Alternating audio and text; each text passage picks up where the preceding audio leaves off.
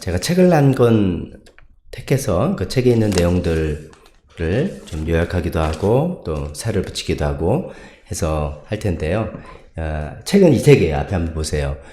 나이듦의 신학, 나이든, 노년의 신학이라고 할 수 있겠죠. 나이듦의 신학이라는 그 책에, 영어로는 이제 Aging Matters. 나이 드는 그거는 의미가 있다, 중요하다, 뭐 이렇게 직역하면 이렇게 되겠죠.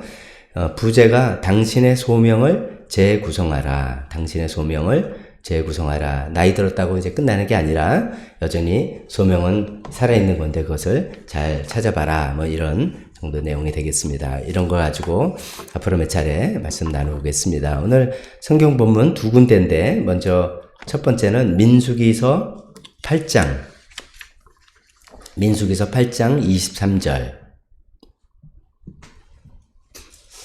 레위인에 관한 규정 내용입니다. 민수기 8장 23절에서 26절 8장 23절에서 26절 찾았으면 같이 읽겠습니다. 시작. 주님께서 모세에게 말씀하셨다. 레위 사람에게는 다음과 같은 법이 적용된다. 25살이 되는 남자는 회막에 들어가서 맡은 일을 하기 시작한다. 50살부터는 회막 일을 하지 않는다. 다만 그들은 동료들이 회막에서 맡은 직무를 수행할 때 그들을 도울 수는 있어도 너는 직접 그 일을 맡아서 하지는 못한다. 너는 레위 사람이 이와 같이 직무를 수행하게 하여라. 라는 내용이고요. 한 군데 더 읽어보면 시편 92편.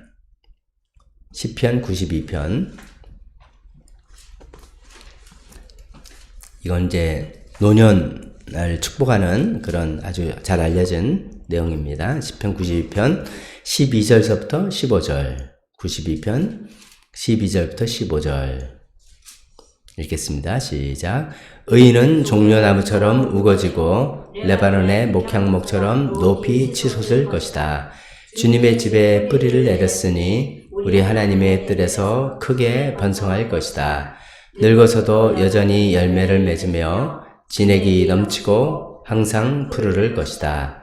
그리하여 주님의 올곧음을 나타낼 것이다. 주님은 나의 반석이시오 그에게는 불의가 없으시다.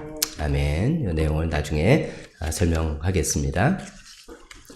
이제 앞으로 이제 이 나이듦의 신학이라는 책을 중심으로 몇 차례 살펴보려고 하는데 오늘은 첫 번째 은퇴를 재구성하라라는 그런 제목으로 살펴보겠습니다. 우리가 잘 아시다시피 오늘날 전 세계적으로 노령화, 고령화가 급격하게 진행되고 있죠.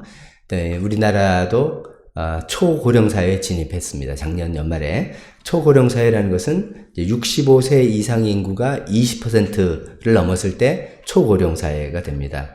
그 다음에 그 위에 초초고령 사회 그런 것도 있어요. 뭐 이제 30%, 40% 이제 기억이 잘 안 나는데 그렇게 되는데 문제는 우리나라는 그 초고령화 사회에 진입한 것 정도가 아니라 이 속도가 고령화의 속도가 전 세계에서 가장 빠른 속도다. 이것도 참 좀 심각하게 고려해야 될 그런 사실입니다. 자, 이런 변화는 단순히 이제 사회적인 또 어떤 경제적인 문제를 떠나서 우리가 신앙생활을 우리에게는 신앙적이고 또 신학적인 질문들을 몇 가지 던지죠. 그 중에 예를 들면은 이런 거죠. 나이듦 이렇게 표현하면 이거는 다른 말로 이제 고령화 혹은 노인화 이런 거죠. 이런 것은 단순히 육체적인 쇠퇴와 소멸의 과정, 좀 죽어가는 과정인가? 단순히 그런 의미만 있는가? 뭐 이런 거죠. 또 은퇴를 하고 이제 아주 고령까지는 아니더라도 은퇴를 하고 난 다음에 삶은 내가 하나님 앞에서 어떤 의미를 가질까? 은퇴 전에는 열심히 일하고 뭐 활동하면서 어떤 의미를 찾았다면 은퇴 후의 삶은 하나님 앞에서 어떤 의미를 가질 수 있을까? 뭐 이런 질문이죠. 또 세 번째는 교회는 이렇게 이제 점점 늘어나는 노령층을 어떻게 섬기고 또 그들의 소명과 영성을 어떻게 격려하며 도울 수 있는가 뭐 등등 이런 질문들을 던져볼 수가 있습니다. 근데 이제 이런 질문들에 대해서 이 책의 저자 폴 스티븐슨이라는 분이 이제 이 고민을 스스로가 하면서 여기에 이제 통찰을 제공하고 있죠. 이 책에 보면 이제 여러 다른 유명한 사람들의 말들을 인용한 것도 있는데 제일 표지 부분에 보면 아브라함 헤셜이라는 사람의 글을 인용했어요. 근데 아브라함 헤셜이라는 분은 유대교 신학자입니다. 이제 기독교 사람이 아니라 유대교 신학자인데, 그래도 이제 공통 분모가 많으니까 많은 분들이 이제 이분의 글도 읽고 참고도 하는데, 거기 이제 아브라함 헤셜이 이렇게 이야기를 합니다. 나이 들면 에이징, 나이 들면 패배가 아니라 성공이며 형벌이 아니라 특권이다.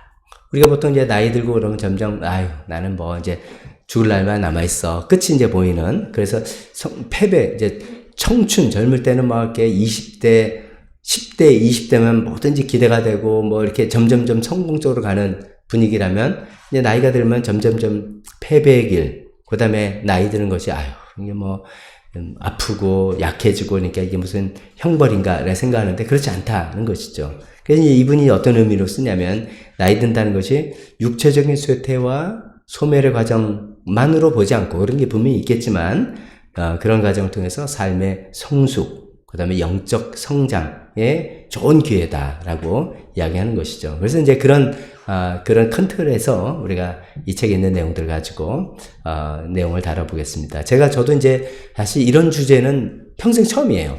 평생 처음인데, 물론 그랬어요. 저도 좀 나이가 들어서 그런지도 모르고, 또 우리 사회가 그렇고, 또 우리 교회도 연세 드신 분들에 대해서 또 이런 많이 개인적으로 고민하고 있으실 텐데, 그런 부분들을 성경적으로 좀 도와드리는 게 필요하겠다라는 생각에서 구상을 해보았습니다. 이 책의 저자인 이제 폴 스티븐슨이라는 분은 캐나다 분이에요. 캐나다의 신학자, 목회자, 그리고 실천 신학 교수로 잘 알려진 분입니다. 이분은 이제 이 폴 스티븐슨은 굉장히 중요한 이제 기독교의 중요한 기여를 한 게 뭐냐면 평신도 신학, 그리고 일터 신학.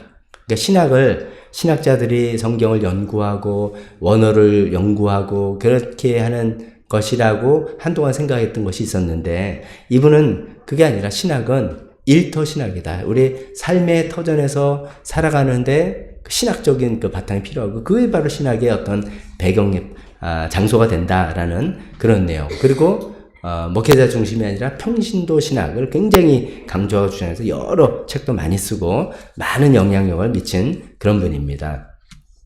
이분이 그분도 이제 그 교수직으로 70세 은퇴를 하고, 이제 8년이 지난 78세에 이 책을 썼다라고 나옵니다. 그러니까 이제 좀 그런 연륜과 통찰이 좀 담겨져 있겠죠.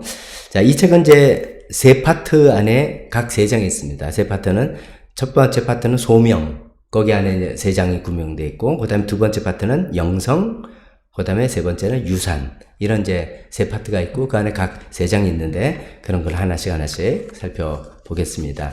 먼저 이런 말로 시작하겠습니다.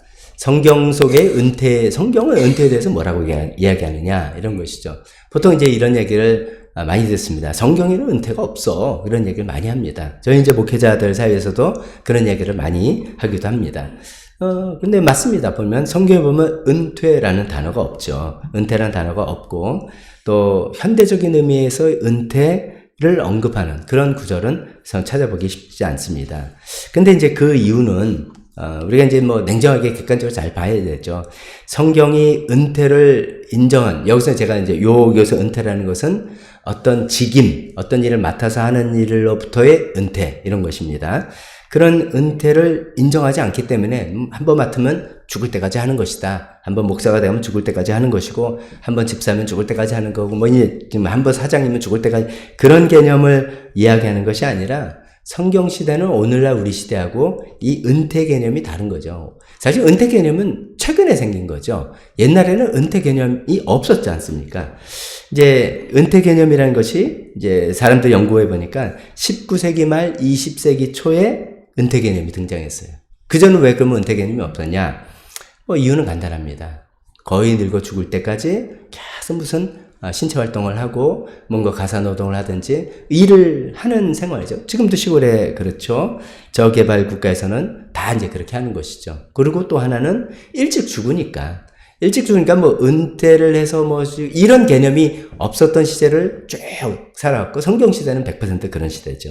그러다 이제 19세기 말 20세기에 들어가면서 점점 경제가 성장하고 부유해지고 그러면서 이제 연금제도라는 것도 생겨나고, 은퇴를 위해서 연금제도라는 것이 인류 역사상 처음으로 생기기도 하고, 뭐 이런 거가 된 것이죠. 그래서 이제 성경에 은퇴라는 용어가 없고 은퇴에 대해서 많이 이야기하지 않는 이유는 성경이 은퇴를 믿지 않기 때문에 성경에는 은퇴가 없기 때문에 라는 그런 입장보다는 시대가 다르다. 완전히 다른 시대이기 때문에 그렇다라고 이해하는 것이 더 나을 것 같습니다.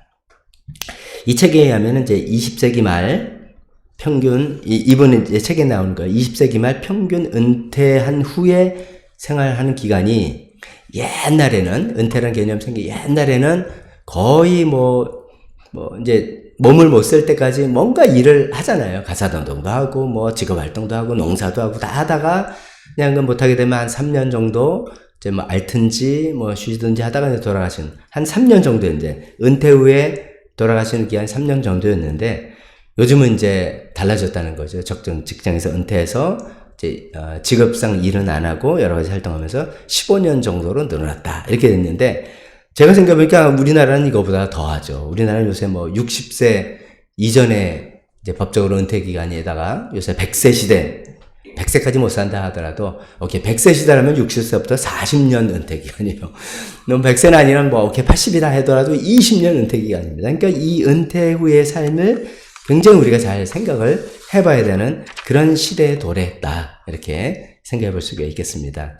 그러면 성경에는 은퇴에 대한 이야기가 전혀 없는가? 아니면 아닌 것 같다라는 것을 두 가지를 이야기해 보겠습니다. 오늘 첫 번째 읽은 본문이 민수기 8장 내용이 그 내용인데, 이건 이제 레위인에 관한 이야기잖아요. 레위 사람이 25살 되면은 이제 소집이 돼서 어떤 하나님의 일을 하기 시작했어요. 그래서 20살 때까지 해서, 그럼 레위 사람은 늙어 죽을 때까지 쭉 일을 하는 거냐? 그 역할을 하는 거냐? 아니라는 거예요. 회막에 들어와서 맡은 일을 시작하고 언제까지? 50살부터는 회막 일을 하지 않는다. 50살까지만. 50살이 되면 우리식의 개념에 은퇴하라는 거죠. 은퇴하는 그런 것입니다. 다만 그들은 동료들이 회막에서 맡은 직무, 여기서 동료는 이제 젊은 세대 동료들이겠죠. 그들을 도울 수는 있다. 그러니까 이제 자기가 맡아서 하는 일에서는 은퇴하지만 후배들을 돕는 역할, 그런 것들은 하는 게 좋겠다라고 이야기합니다. 그래서 보면, 성경에도 이런 어떤 직임상에서의 은퇴 개념이 없는 건 아니구나, 이렇게 볼 수가 있습니다. 또 하나 이제 성경에 나오는 은퇴에 관한 이야기는, 우리가 오늘 나이들매 신학이라는 책을 가지고 좀 노령사회, 고령화사회에 대해서 이제 앞으로 좀 살펴보려고 합니다. 모세의 이야기가 저는 굉장히 흥미롭습니다. 신명기 이제 마지막인 34장에 보면 모세의 죽음 이야기가 나옵니다. 근데 이 내용이 조금 이상해요. 모세가 그냥 늙어 죽은 게 아니에요. 모세가 이제 120살 때 죽었다 이렇게 되어 있는데 120살 때까지 죽을 때까지 정정했다고 기록합니다. 신명기 34장 7절에 보면 모세가 죽을 때 나이가 120살이었으나 그의 눈은 빛을 잃지 않았고 기력은 정정하였다. 그러니까 시력이 아주 괜찮았고 기력도 좋았다는 것이죠. 근데 그 왜 죽었는가? 그럼 우리 이제 그 문맥상을 보면 하나님께서 이제 너는 이 표현이 좀 이상했습니다. 너는 이제 내 옆에 와라 이거죠. 옆에 와라 이렇게 해서 가신 거예요. 그래서 모세 혼자 어디 가서 이제 죽고 모세 무덤을 모른다 이렇게 돼 있잖아요. 그러니까 그걸 가만히 생각해보면 이런 것 같아요. 모세에게 하나님께서 주신 사명은 출애굽의 사명이었어요. 모세는 그 사명을 다 완수했어요. 그리고 이제는 가나안 정복이라는 새로운 사명의 시대가 됐는데 하나님께서는 그 사명은 모세가 이어서 하는 게 아니라 여호수아라는 새 지도자에게 주시려고 하는 것이죠. 그러니까 모세에게 그래 너의 사명은 완수했고 우리 지금만 너는 이제 은퇴해라. 이렇게 되는 것이죠. 근데 그 은퇴가 요즘식 같으면 교회 같으면 그렇잖아요.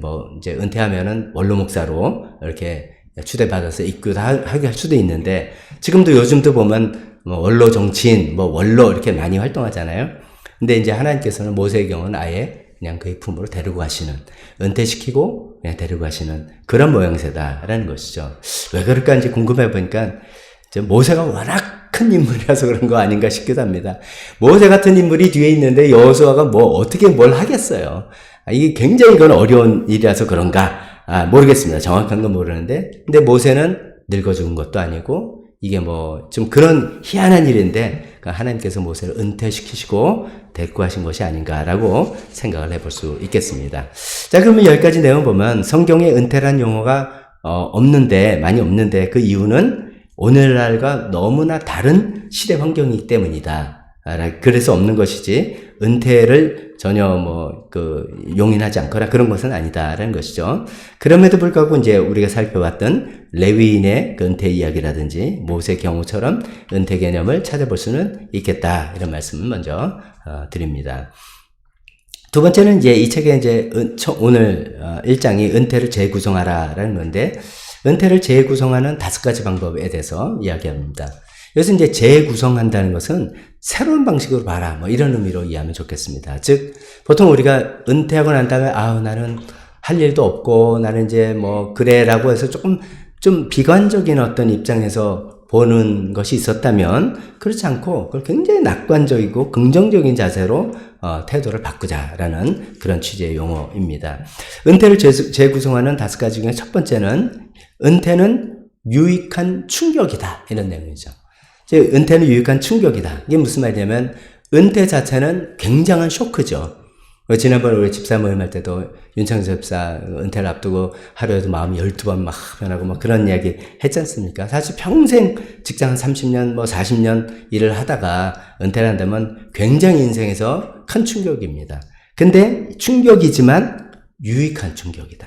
은퇴를 통해서 자기 남은 인생애를 재구성해 볼 수 있는, 재평가해 볼 수 있는 굉장히 좋은 기회가 된다는 것이죠.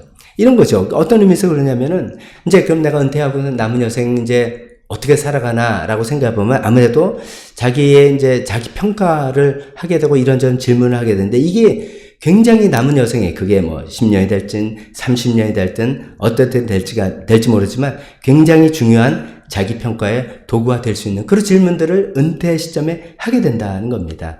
아마 이제 그런 경험들도 있으신 분도 계실 것입니다. 쭉 이런 질문이죠. 지금까지 나는 무엇을 위해 일해왔나? 자기 삶을, 물론 중간중간에 그런 생각을 해보지만, 딱 은퇴란 시점에서 하게 되는 굉장히 중요한 거죠. 자기 삶을 한번 자리매김 해보는 것이죠. 그동안 내가 가족과 다른 사람들에서 어떤 이바지를 해왔나? 이런 생각을 해보는 거죠. 내 인생의 의미는 무엇이고, 내 인생에서 가장 중요한 가치는 뭔가? 이런 것들, 요 시점에 생각해보는 거죠. 그리고 그래서 앞으로 남은 시간을 내가 어떻게 사용할 것인가. 이런 걸 생각해보는, 그러니까 아무 생각 없이 살아가는 게 아니라 직장 생활하고 사업 활동할 때는 정신없이 살아가다가 은퇴하면서 이런 중요한, 자기 인생에 정말 중요한 질문들을 던지면서 자기 인생을 준비해보는 굉장히 유익한 충격이다라고 이야기하고 있습니다. 두 번째는 은퇴를 개인적 성장의 시간으로 삼을 수 있다. 이겁니다. 개인적 성장의 시간으로 삼을 수 있다. 여기서 이제 은퇴라는 용어가 요 책과 제가 쓰는 마음에서 2가지 의미가 같이 있습니다. 은퇴는 있다라고 할 때는 어떤 직임에서, 지위에서의 은퇴 이야기입니다. 근데 은퇴는 또 없다라는 표현을 쓰겠는데, 그거는 우리가 소명으로서, 하나님 앞에서의 소명으로서는 은퇴는 없다. 죽을 때까지 가는 것인데, 어떤 맡겨진 일을 끝내는 직음으로서는 은퇴가 있는 것이죠. 그래서 여기서 이제 그 전자를 이야기합니다. 어떤 직임에서 은퇴를 하고 난 다음에, 이제 남은 시간 동안에 우리가 개인적으로 성장의 중요한 시간들이 될 수 있다는 거죠. 어떤 성장? 지적인 성장이 될 수 있습니다. 은퇴 이후에 시간이 좀 많아졌으니까, 내가 평소에 알고 싶었던 거, 배우고 싶었던 거, 배우게 되는 시간이 되는 거죠. 새로운 기술과 새로운 지식을 많이 배울 수 있는. 그래서 지적인 성장 되는 것이죠. 또 사회적인 성장. 직장 생활에 매여 있던 분들은 모든 인간관계가 직장 중심의 관계이죠, 사실은. 그런데 이제 은퇴가 난 다음에, 물론 그 관계, 소중한 관계도 유지해 나가지만, 거기를 벗어나서 새로 내가 취미 활동을 한다든지, 복지관을 다닌다든지, 새로운 활동을 통해서 새로운 사람들도 맺어나가는 사회적인 성장의 기회가 된다. 또 세 번째는 창조성이 발휘된다. 그래서 재밌는 얘기예요. 은퇴하고 난 다음에 시간이 좀 여유로워지고, 그 다음에 또 나의 삶의 연륜이 쌓이다 보니까 오히려 창조성이 더 발휘될 수 있는 그런 기회가 있다는 거죠. 창조성은 좀 시간이 쫓겨서 막 이렇게 해내야 될 때 잘 안 납니다. 여유로운 시간에 이제 생각을 많이 하면서 할 때 새로운 아이디어와 그런 것들이 잘 나오게 되는데, 은퇴 후에 그런 경우가 있다 하면서 2가지 예를 들었어요.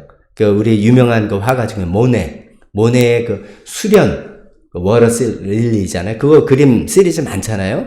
모네가 그걸 76세에 그 시리즈를 시작했다 그러더라고요. 젊었을 때부터 시작한 게 아니라 76세에 수련을 보면서 빛의 각도를 따라서 시간에 따라서 다르게 보이는 그런 모습들을 그리기 시작하는 그 창조성이 그때 76세부터 시작됐고, 벤자민 프랭클린이라는 거 발명 많이 한 사람이죠. 이 사람이 이중 초점 렌즈, 우리는 지금 하나인데 그 이중 초점대에서 다초점도 쓰고 하잖아요. 이 사람이 옛날부터 그걸 발명했는데 78세 때 이거 이렇게 될 수 있겠는데? 라고 발명을 했다는 것이죠. 그래서 나이 들어서 은퇴 이후에 창조성이 더 발휘될 수 있다. 네 번째는 이제 개인적인 성장 중에 또 중요한 것이 영적 성장이죠.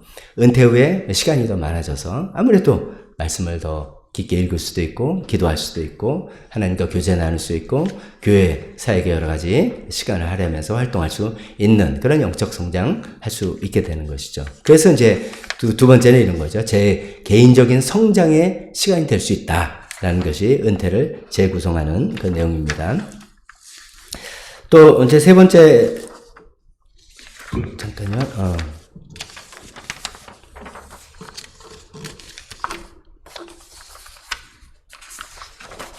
페이지가 헷갈렸습니다. 세 번째로 재구성하는 것은 자기의 재능과 경험을 발휘할 수 있다라는 겁니다. 이거는 이제 보통 이제 은퇴하시고 자원봉사를 하시는 분이라든지 아니면 파트타임으로, 나는 이제 풀타임이라 할 필요는 없지만 그냥 내가 돈도 뭐 버는 것도 좋지만 내 그동안 쌓았던 재능과 이런 것들을 좀 이렇게 나눠주려는 마음으로, 아니면 돈 안 받고라도 자원봉사 하겠다는 식으로도 하시는 그런 경우가 많이 있잖아요. 그러면서 뭔가 일을 하면서 자기의 재능과 경험을 발휘하는 그런 것이죠. 여기서 일에 대해서는 좀 나중에 또 한 번 더 말씀드리겠습니다. 네 번째 재구성하는 방법은 소명을 재평가하라. 소명을 재평가하라. 이 소명은 참 중요한 것 같아요. 소명은 그냥 쉽게 이해하면 자신의 인생의 의미와 목적이죠. 하나님께서 나를 어떻게 부르셨냐 이거죠. 그러니까 하나님께서 나를 어떻게 부르셨냐라고 해서 그것이 나의 인생의 의미가 되고 내가 살아가는 인생의 목적이 되는 거지 않습니까? 근데 그런 차원으로 생각한다면 내가 직장 생활을 그만뒀다고, 은퇴했다고 소명까지 내려오는 건 절대로 아니다 하는 것이죠. 그래서 이런 표현을 쓸 수 있어요. 소명은 은퇴를 알지 못한다. 소명은 은퇴를 몰라요. 왜냐하면 일을, 직장 생활을 하든 사업을 하든 뭘 하든 이 나의 소명은 죽을 때까지 가는 것이기 때문이죠. 은퇴는 단순히 일을 멈추는 시간이 아니라 새로운 방식으로 하나님의 사역에 동참하고 그 소명을 이루어 나가는 그런 시간이다. 그래서 거듭 말씀드리지만 어떤 임무에서, 직임에서는 우리가 당연히 은퇴하지만, 레위인도 그런 것처럼 은퇴하지만 우리 소명에서는 은퇴하는 것이 아니다. 이런 것을 거듭해서 강조하고 있습니다.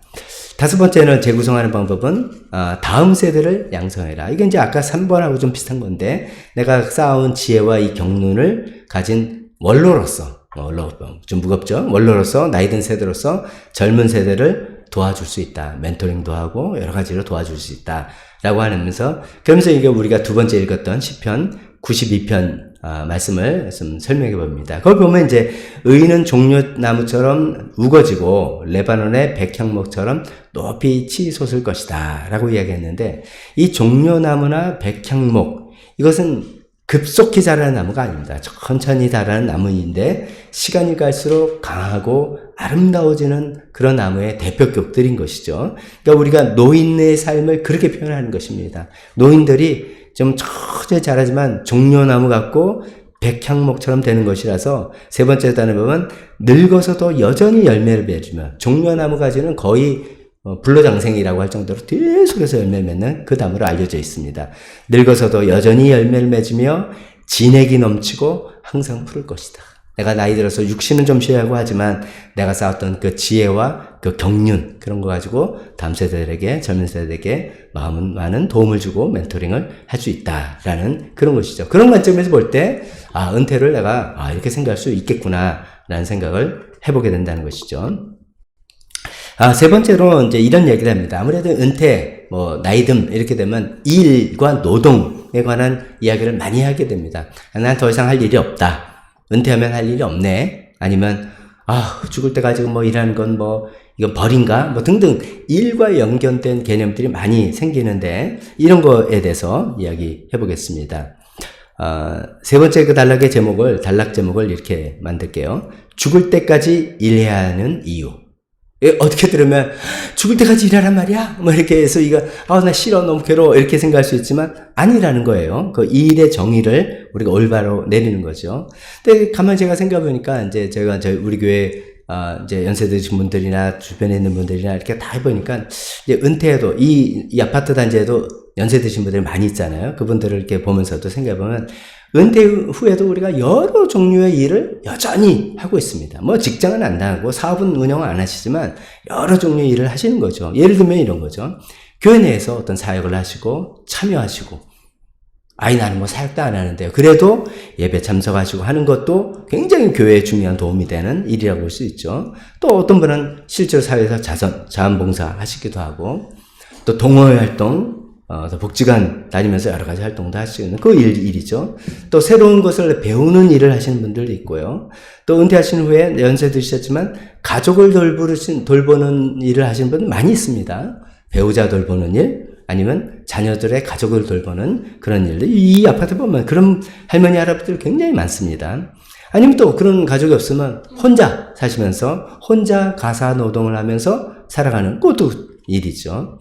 반려동물 돌보는 일을 하시는 분도 있고, 자산 관리 하시는 일도 있고, 가끔 여기 카페에 이제 근처에 있는 은행에서 대관을 해가지고선 그 자산 투자 설명회 같은 걸 합니다. 그럼 보면 연세 드신 분들이에요, 다들. 탁 오셔서 자기 자산들을 거기 이제 맡겨오면서 자산 관리를 할 거죠. 은퇴하고 난 할 일이 없어가 아니라 자신의 자산을 계속 관리하는 그런 일을 하고 있다는 거죠. 등등 수많은 일들을 하고 있는 것이죠.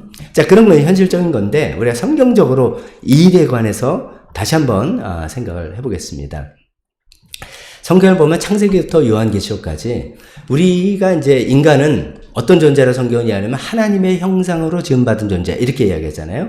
그러니까 하나님의 형상을 지음받은 존재인 인간에게 노동이라는 것은 굉장히 중요한 일이다 라고 이야기하는 거예요. 그래서 이제 쭉 앞에 뒤에 설명할 건데, 그렇기 때문에 이 저자 폴 스티븐슨은 우리는 죽을 때까지 일해야 된다. 이게 이제 벌로서 넌 죽을 때까지 일해 이게 아니라 우리는 본질적으로 그런 존재다 이거죠. 그것을 기쁘게 감당하는 사람이 되자라는 그런 취지 이야기합니다. 몇 가지 내용만, 책에 있는 것 중에 몇 가지 내용만 좀 정리해서 말씀드려 보겠습니다. 첫 번째, 우리는 일을 하도록 만들어졌다 이거죠. 우리 일을 하도록 만들어졌다. 사람이 하나님의 형상으로 지어졌다는 내용의 그런 의미가 함축되어 있는 것입니다.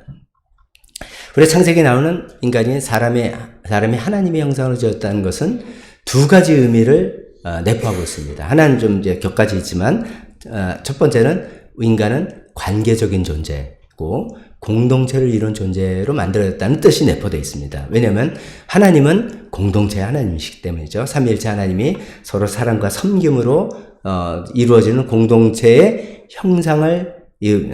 형상으로 만들어진 존재이기 때문에 사람은 그냥 관계적인 존재예요. 난 다른 사람 필요 없어. 이렇게 된 사람은 하나님의 형상이 이미 파괴된 거라고도 볼 수가 있는 것이죠. 이제 그거는 사이드 이슈고, 일과 연관된 것은 우리는 하나님의 형상으로 만들어졌기 때문에 일과 노동을 하는 존재로 만들어졌다라는 내용이 그 안에 들어오는 것입니다. 요한복음 이제 5장 17절에 예수님께서 안식일에 일하시는 걸 보고 비난을 하자 예수님 이런 이야기 하셨죠.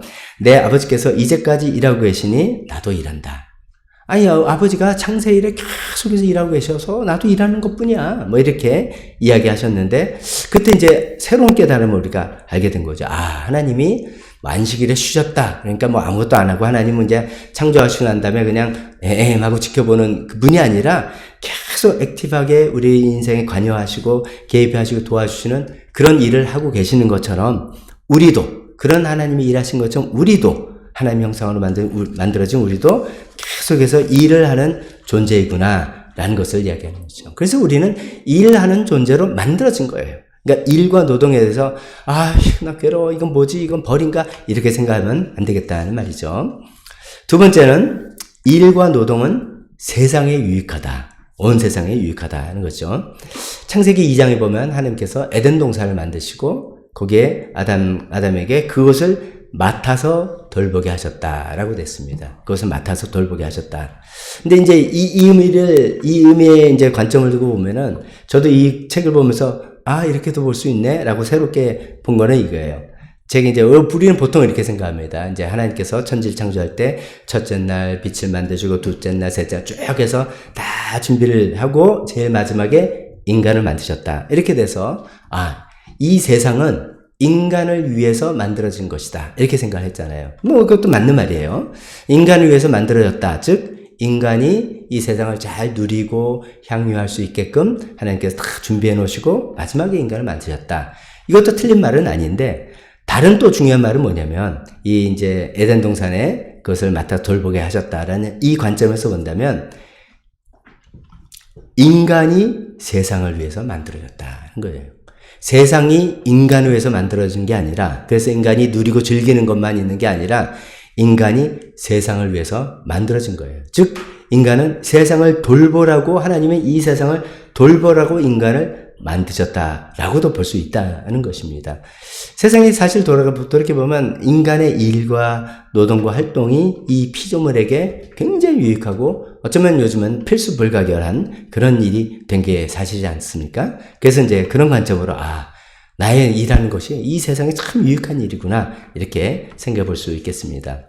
세 번째, 일과 노동은 세상에만 유익한 것이 아니라 우리 자신에게도 유익하다 이런 거죠. 당연하죠. 일하면 돈 버니까. 근데 그런 금전적인 가치만을 이야기하는 게 아니죠.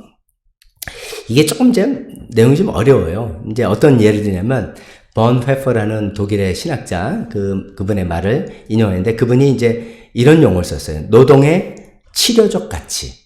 금전적 가치 말고 사회적 가치 말고 어떤 지위가 있으면 내가 신분이 상승 그런 거 말고 돈을 번다는 금전적 그런 가치 말고 치료적 가치 혹은 치유적 가치가 있다 이렇게 이야기를 해요. 이게 이제 내용은 이제 읽어보면 좀 어려운데 제가 설명한 거 이거죠. 우리가 일을 하다 보면 일이 단순히 어떤 물질적인 생산만 하는 게 아니라 일을 할 때 반드시 우리가 경험하는 게 자신의 한계를 경험합니다. 장애물을 맞게. 그래서 이제 우리 특히 신앙인의 입장에서죠. 그 한계를 경험하고 그래서 하나님을 의존하고 그것이 영적으로 성장하게 되는 그런 과정이 되죠. 그런 과정에서 이기적이고 자기중심적인 자아에서 치유가 된다라는 그런 개념이에요. 좀 복잡한지 모르겠습니다만 가만히 생각하고 설명을 듣고 생각해보니까 많이 경험하는 일이에요.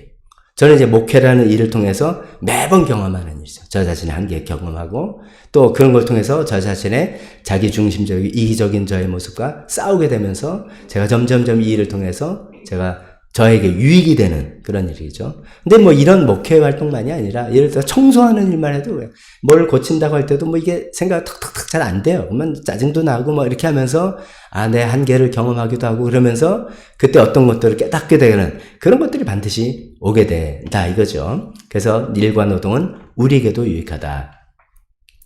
세상에 유익하고 우리에게 유익할 뿐만 아니라 네 번째 일과 노동은 이웃을 사랑하는 실제적인 방법이다. 이웃을 사랑하는 실제적인 방법이다. 우리가 보통 사역이라고 하는 그 용어는 그리스어 디아코니아라는 단어를 번역한 것입니다. 근데 디아코니아는 사역으로 번역되기 이전의 기본적인 의미 섬김입니다. 섬김이 그럴듯한 윗사람이 아랫사람 섬기는 게 아니라 노예로서 섬기는 그런 시중드는 그런 개념입니다. 그게 이제 발전해서 사역이라고 되어 있는데 보통 그래서 이제 교회에서는 뭐 목회 사역을 한다, 설교 사역 한다, 상담 사역, 뭐 치유 사역 이렇게 나오죠. 이게 다 눈에 다 보이는 그런 사역이죠. 근데 그렇게 눈에 보이는 종교적인 사역뿐만이 아니라 어쩌면 이제 이 책의 주장을 해요. 대부분의 선한 일은 보이지 않는 곳에서 이루어지고 있다는 거예요. 이게 뭐 예를 들면 뭐예요?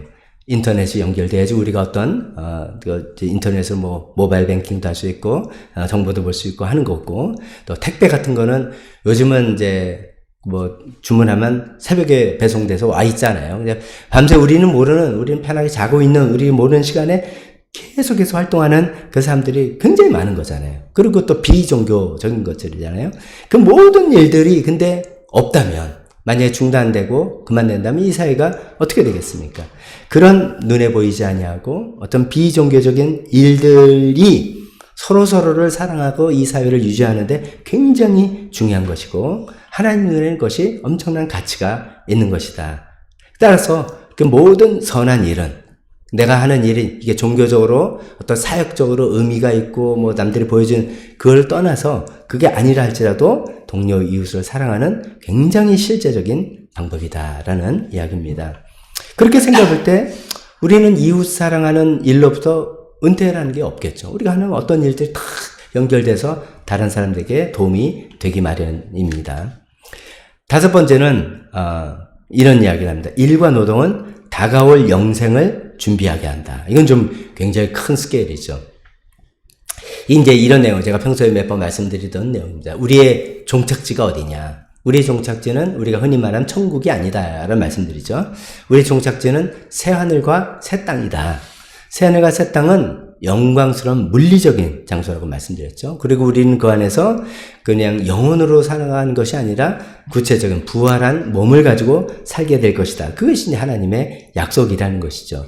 그렇게 생각한다면 우리가 이제 성경에 그에 대해서 자세하게 설명하거나 그러지 않기 때문에 잘 온전히 이야기는 좀 쉽지 않지만 어떤 방식이라든지 이 세상에서 우리가 하는 물리적인 일, 노동, 이것은 이 새로운 창조 세계에서 뭔가 활동을 하게 될 거다. 그런 것입니다. 그래서 이제 그 천국에 가면 뭐 어떤 영적인 일, 스피리추얼한 어떤 삶, 이것만 있는 것이 아니라 뭔가 피지컬한 일과 노동과 이런 일들을 구성되는 그런 것이기 때문에 이게 은퇴 전까지만 일하고 은퇴는 쉴래라는 개념도 아니고 내가 살아있을 때만 일하고 죽으면 끝날래라는 일만도 아니고 이 일이라는 것, 노동이라는 것은 영원토록 우리가 하게 되는 굉장히 가치 있는 그런 일이다라는 주장입니다. 그러면서 이제 고린도전서 15장 58절을 만약에 인용하는데 그 고린도전서 15장은 부활장이잖아요. 부활장의 논지가 이제 우리가 부활이 있으니까 예수님 부활로 쫙 설명하죠. 그러면서 제일 그때 결론적으로 그러므로 주 안에서 수고하는 사람은 주 안에서 하는 수고는 결코 헛되지 않다. 그러니까 더욱더 열심히 우리가 수고하자 이렇게 이야기하는 거지 않습니까? 근데 제가 이제 참 여러 책들을 읽어보는 건 이런 도움이 있는 것 같아요. 저는 좀 늘 그래서 주 안에서의 수고는 헛되지 않다. 그러니까 이 수고가 뭘까? 그러면 우리가 주 안에서 하는 뭐 교회 사역, 영혼을 구원하는 일, 뭐 이렇게만 늘 그렇게 생각하고 들었는데 이제 영어 성경을 보면 이 수고라는 단어가 labor예요. labor는 노동이에요. 그래서 이 책은 아예 주 안에서의 우리의 노동은 헛되지 않다. 이렇게 번역을 해버렸어요.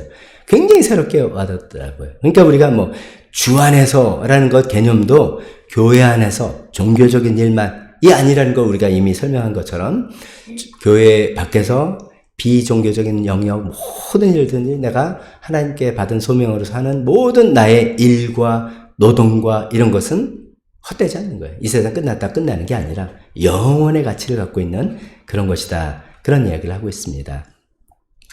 자, 결론으로 오늘 내겠습니다.